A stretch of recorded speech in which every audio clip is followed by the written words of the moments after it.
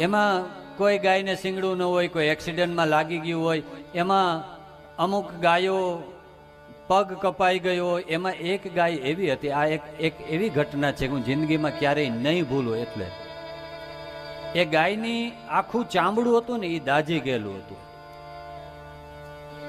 એટલે મેં કીધું કે આ ગાયનું એટલું બધું આ ડાબું પડખું આખું કેમ દાઝી ગયું? એટલે એણે કીધું કે મારે દાઝ્યું નથી, કોઈએ એસિડ છાંટી દીધેલું છે. અમારી સગી આંખે જોયેલી વાત કરું છું. એટલે એ કે અમે રોજ મલમ કરીએ, દવા કરીએ, ધીમે ધીમે ધીમે રૂજાય છે. મેં એને પ્રશ્ન કર્યો કે કેટલા સમયથી આ પીડા ભોગવે છે આ ગાયમાં?